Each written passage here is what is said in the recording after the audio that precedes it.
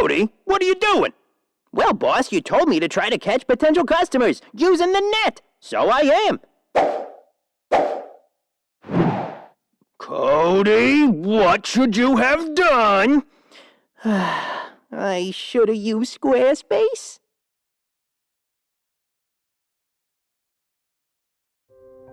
In 1955, an 18-year-old boy named James Maury Henson was hard at work in his parents' living room.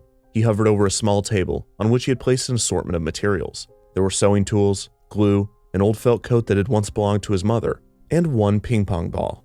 He took the tattered coat, now in a pile of separate pieces, and stitched together a long tube, just big enough for an arm. On this, he placed two smaller pieces of cloth, tacked his two arms on a body.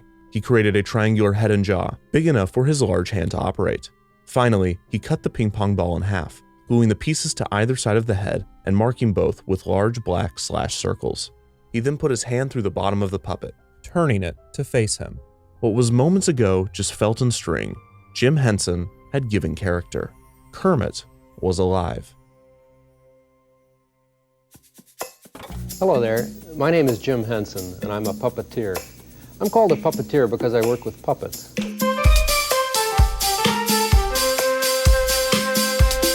Okay, you're gonna love this story. Greatest story in the world. Hey, thank you, and welcome again to another Muppet Show.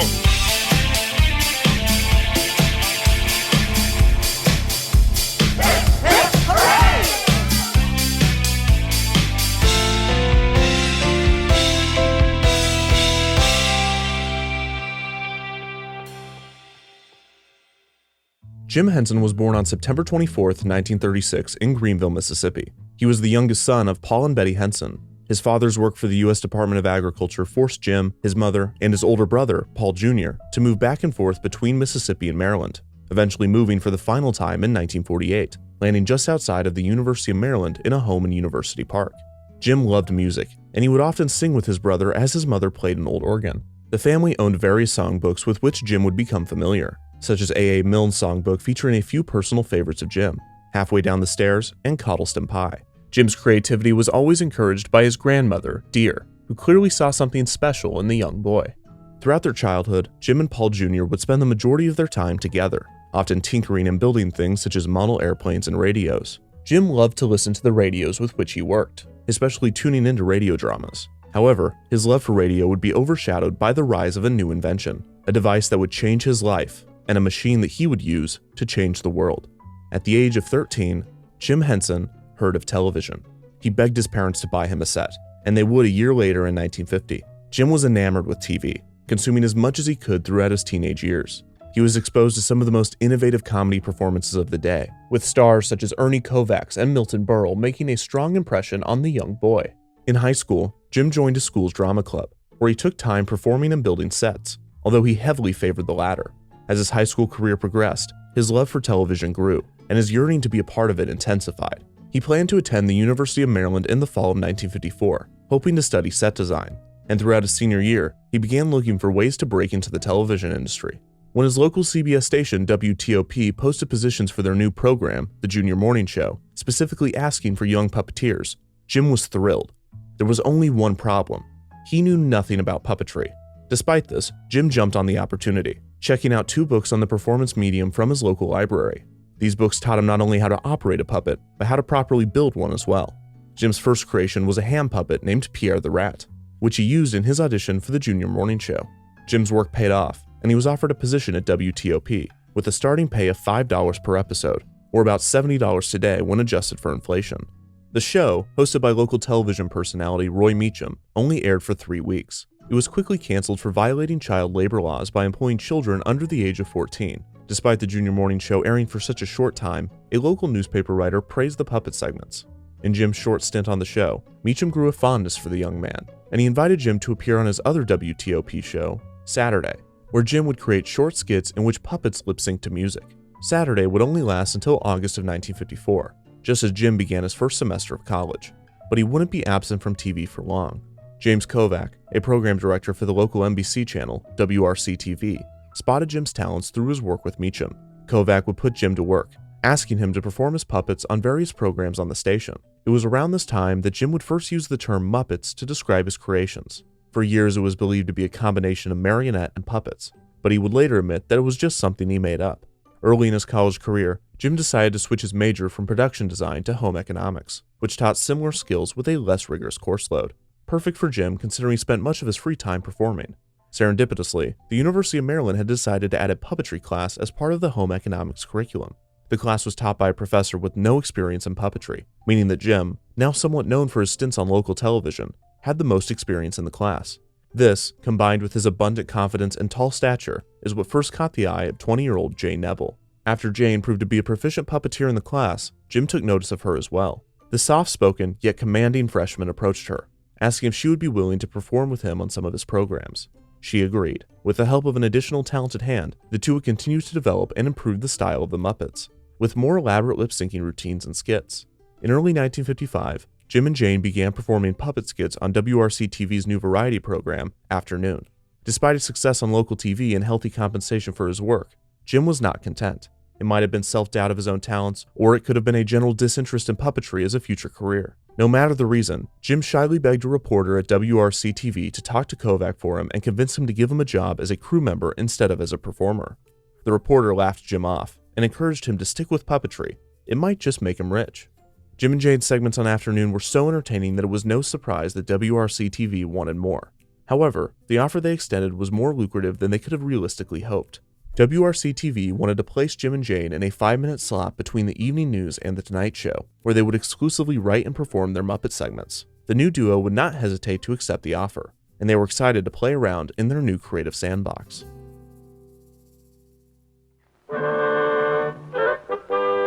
Sam and Friends has been brought to you by Husky. Jim and Jane's new show, Sam and Friends, made its debut on May 9, 1955 on WRC-TV. The show starred a full cast of Muppets, many of which Jim had built for variety shows that he had been working on over the past year. The show's titular star, a puppet named Sam, found his uniqueness in his inflexibility. He had a solid face. Unlike many of the other felt puppets on the show, he would only be seen lip-syncing to records, and he was the only human in the show's cast. His friends were much more abstract. There was Yorick, a purple skull with a large appetite, Professor Madcliffe, a rambunctious character that often found himself promoting products in the show's commercials, Chicken Liver, a grumpy character that was disgusted by the immaturity of the rest of the cast, Harry the Hipster, a cool, jazz-loving character that wouldn't be caught without his signature shades, and Kermit, an abstract, lizard-like turquoise monster that seemed to find himself in front of the camera more often than the others. The main members would often wear wigs or outfits, almost as if the characters themselves were performing as another character. In the early days of the show, the skits consisted almost exclusively of the puppets lip-syncing to records. The climax of the formula Jim had developed was the explosive finale. Most of the skits ended with the character getting swallowed alive or blown up. Some viewers were shocked or confused by these endings, but Jim loved them. Over time, the show would add bits of witty humor, painful puns, and genuine sentimentality. The show was supposed to revolve around Sam coping with the struggles of everyday life, often finding solace, if not distraction, in his energetic and wild friends. In the show's world, Sam was the only character that existed in reality, and Kermit, Yorick, and all of his other friends were either figments of his imagination or exaggerated parts of his own inner self. This would be one of the first attempts Jim made to instill a deeper meaning to the Muppet mayhem. The cast of Sam and Friends grew as Jim continued to build more Muppets, with other creatures such as Icky Gunk, Omar, and Mushmelon being added. It is difficult to tell just how large the cast became, or just how many episodes Jim and Jane produced. One shortcoming of the young creator was his lack of foresight in recording his first original series. To be fair, Sam and Friends aired during the age of the kinescope, a device in which a film camera recorded the live television feed in order to play it back. This was necessary without the existence of videotapes. Jim and WRC-TV recorded very few episodes of Sam and Friends, and many of those that were recorded have been lost. Ironically, there is only one publicly available Sam and Friends episode featuring Sam himself, although photos of him appearing in other skits exist and other episodes could be in various archives. More episodes than are viewable have been documented in either TV listings, script form, or picture form. A myriad of episodes have been described from the memories of fans, but even if these skits existed in the way in which they are remembered, it is nearly impossible to tell if the skit in question was shown on Sam and Friends, Afternoon, or the countless other DC area shows that Jim and Jane appeared. Luckily, the most popular skits from Sam and Friends have either been found or have been re-performed by Jim and Jane elsewhere. Audiences were mesmerized by the Muppets. At this point in time, puppets were thought to be exclusive to bouncy marionettes or wooden dolls where only the mouth was able to be manipulated. Jim and Jane subverted this expectation completely. The Muppets could show a wide range of emotions thanks to their malleable shape. For instance, Kermit could display his inner feelings clearly for the audience just by Jim adjusting the placement of his fingers. This purposeful design was necessary for television, which, due to the placement of the camera, tended to be much more intimate than stage puppetry. Early in Sam and Friends production, Jim would place live feed monitors on the studio floor in order to see what the camera was seeing. This greatly helped both his and Jane's performance, and it was a practice that he would keep. Jim also saw an opportunity to change the way children's entertainment was filmed. Up to this point, every puppet show filmed and aired on TV was a production that existed outside of the television medium. The performers would set up their puppet stages on a set, and the TV studio would focus the cameras head-on, framing their stages perfectly into the square boxed frame of the television screen. Sam and Friends would be the first puppet show created for and taking advantage of the new medium of television. Jim didn't need a puppet stage to frame all of the action. The television screen was the puppet stage, and with the flexibility of the television camera, Jim and Jane had a lot more space to perform. For the first time, the puppeteer was not constrained to a tiny stage. Jim's creations could roam free. Each episode of Sam and Friends would be an average of 4 minutes, with the last 60 seconds dedicated to a sponsor, typically SK Meats. Jim and Jane would shoot a short skit to advertise the products using the characters from the main show. Ladies and gentlemen, I'll try to remain calm as I tell you about the new SK idea in flavor. It's the new SK pork and bacon sausage. It combines the wonderful taste of pure pork sausage with the delicious flavor of hickory smoked quality bacon. Sam and Friends was an immediate hit. Those tuning in on weeknights loved the unique and funny show, and local newspapers praised the addition to WRC's lineup, with the main complaint being the show's short running time. It was difficult to tell just how many fans Jim and Jane had, but some bad news would give them a rough estimate. In the summer of 1955, just months after Sam and Friends' first episode, WRC canceled the show in order to rearrange their late-night programming block. Immediately after the announcement, angry fans contacted the station until they had no choice but to uncancel the show. This would result in Sam and Friends only airing 3 times a week instead of 5, but Jim and Jane were thrilled to have the ability to continue performing. Sam and Friends would be moved throughout WRC's lineup as the station saw fit, and Jim and Jane's focus shifted toward their work on afternoon during late 1955 and early 1956. Jane had graduated from the University of Maryland and had began to pursue her master's at a school in Washington, D.C. She purposefully built her schedule in a way to continue working on both afternoon and Sam and Friends, prioritizing puppetry and Jim. Jim was thrilled to have Jane continue her work with him, as she had proven to be the perfect partner. Great things were happening for the young Jim Henson, but a tragedy would distract from the success. On April 15, 1956, a car accident took the life of Jim's brother, Paul Henson Jr. The event devastated both Jim and his parents. Henson biographer Brian J. Jones detailed the lasting impact the loss had on the young creator, describing Jim's repressed sadness over the loss of his brother and the way in which the tragedy motivated Jim's creative work in an unexpected way. Instead of using his sorrow to create dark and gritty material, the loss of his brother only pushed Jim's creations towards zany, colorful, humorous, and above all, optimistic works. Jim would later describe himself as having an unnatural amount of, quote, ridiculous optimism, a trait that those close to him would cherish and that the audience of his shows would gravitate toward. His brother's death had another impact, an acute awareness of his own mortality, a ticking clock. In May of 1956, Jim and Jane would bring the Muppets to yet another WRC show, Footlight Theater, an interstitial between Western films in which the Muppets would interact with the show's host, guitarist Paul Arnold. The work on the show was not their favorite, and with Sam and Friends' unpredictable time slot, it seemed that the duo had hit a wall. However, Jim's creative mind was too big for just the DC market, and he and Jane would have their chance to prove the wide appeal of the Muppets in a big, unexpected way. I'd like to introduce a couple of people now. Well, I don't know if I use the word people advisedly, but several years ago in Washington, D.C., there were 2 young college students, Jim Henson and Jane Neville. They got together with some little puppets, and they formed what people in Washington now know as the Muppets. A little different than a puppet.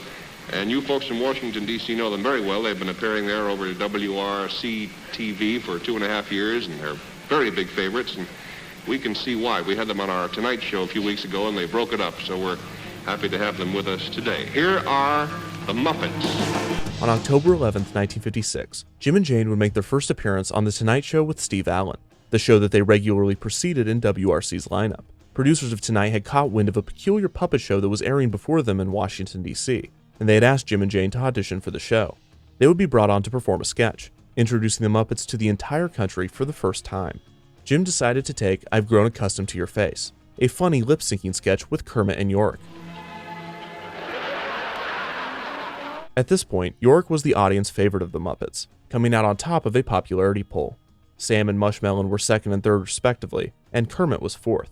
The appearance convinced WRC to give Sam and Friends its original, lucrative time slot before The Tonight Show back, and increased Jim's output significantly, causing him to temporarily withdraw from his studies at the University of Maryland. Jane would continue her schooling, leading to an even more hectic schedule than Jim's.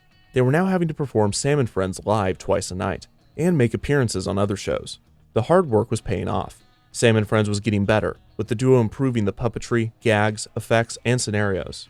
Their audience loved all of it, but WRC seemed indifferent to the show's success. During yet another programming change, Sam and Friends' first evening appearance was cut, angering fans once again. And same as before, WRC listened to their frustrated audience, returning the 6:50 time slot to the show. The time slot would prove even better after NBC moved its soon-to-be popular newscast Huntley Brinkley to 6:45, and WRC placing Sam and Friends right before it.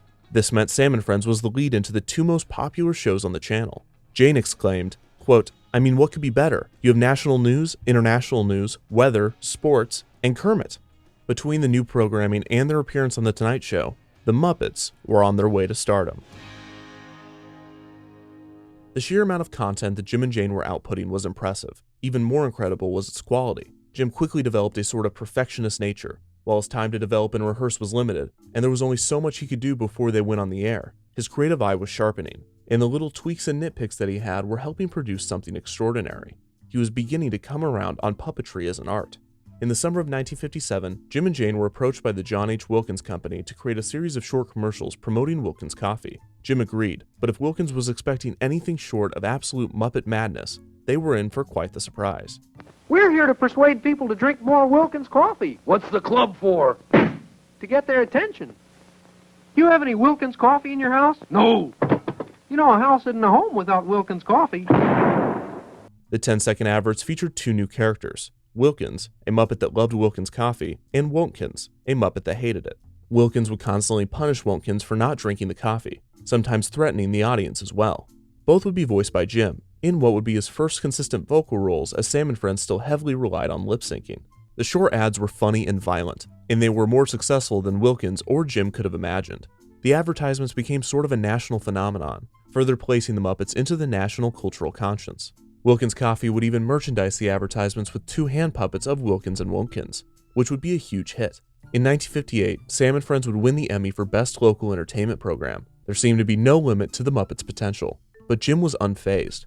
Although he was making a healthy living, especially for his age, he considered himself to be an artist first and a puppeteer second, and his allegiance was not to puppetry, but to the audience that loved his work. He was finally able to shake this mindset once and for all after a trip to Europe exposed him to the art and diversity of puppetry. Of this experience, he said, quote, "It was at that point that I realized that puppetry was an art form, a valid way to do really interesting things. I came back from that trip all fired up to do wonderful puppetry."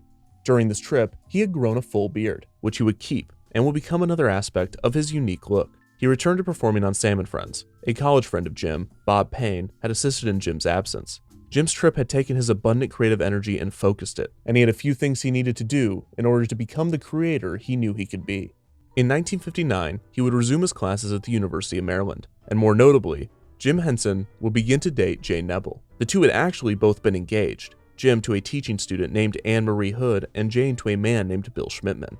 Despite this, their close proximity and performing relationship was so strong that it seemed only a matter of time before the two were to get together. They both broke off their relationships and began dating.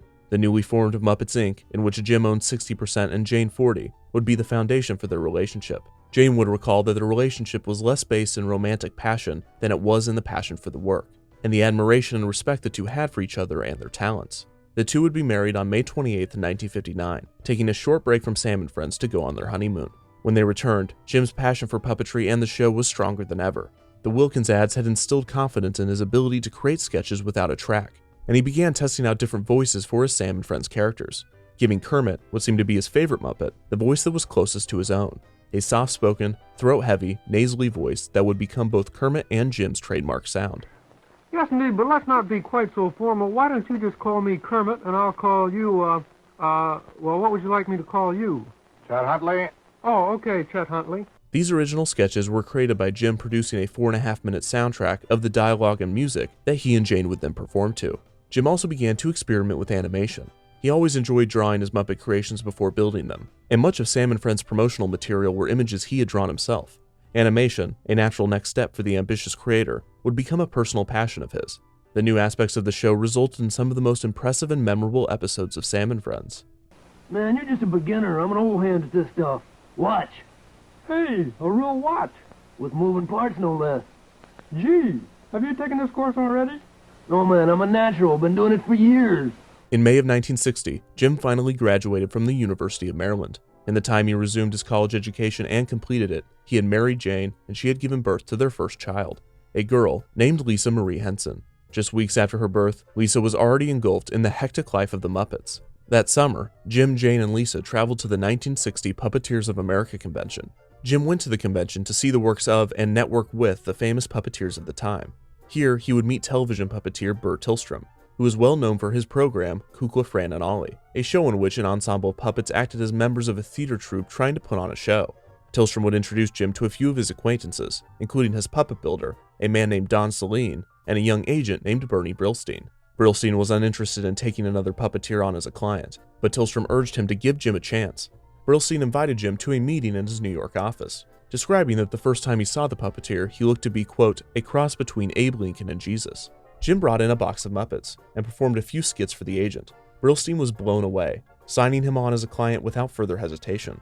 The next year, Jane became pregnant with her second child. Jim and Jane began discussing the possibility that Jane would have to stop performing, and the two started to look for new talent.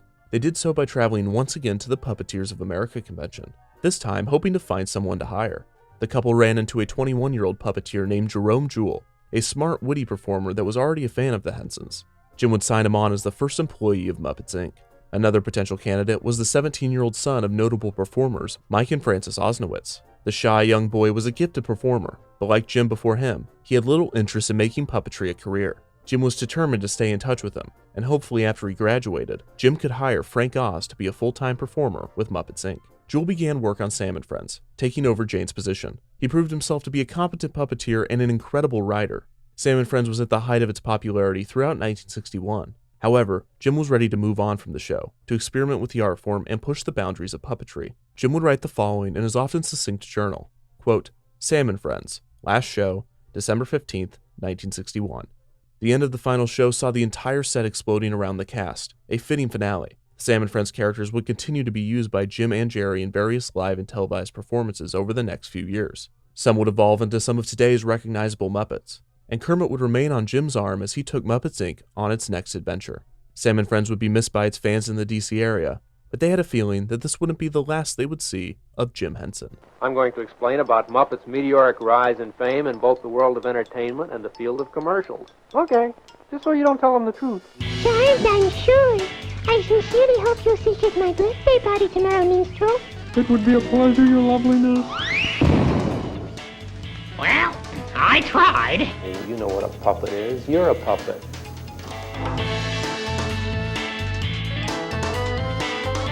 This is Don Saleen, who is our Muppet builder. Frank has the right hand and you have the left. And who's operating the head? I don't really know.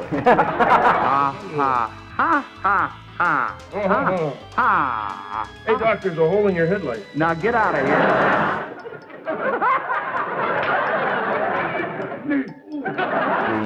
We got interested in the film mediums. We were very lucky with one of them. You were nominated for an Academy Award with a film called Timepiece. Right. That was just this past year. Who can help this man? The LaJoy Dragon, friend. Oh, yeah? You need LaJoy Show Me. Is it easy to fix? Easy. It's a 6-minute supper. Here are 2 comedy scenes with the Muppets. I'm quite sure the adults will enjoy them too. The Muppets. The Muppets. The 60s had been a time of growth for Jim and the Muppets. Jim had grown his team, finally adding puppeteer Frank Oz and puppet builder Don Saleen, as well as puppeteer Jerry Nelson. Jim's family had grown, with him and Jane now having 4 children, Lisa, Cheryl, Brian, and John. The much larger Muppets Inc. had moved to New York City, produced a variety of commercials, appeared on nearly every variety and late-night show of the day, and had even produced a few art films. Despite all of the success and even some well-deserved fame, the Muppets had still yet to have their big break. But it was certainly on the horizon. A man named John Stone, who Jim had worked with years previously on a small project, asked Jim to come sit in on some meetings for a show being developed by a new children's entertainment company. Jim agreed to attend the seminar, located at the Waldorf Astoria Hotel in New York City. After all, it was just right down the street.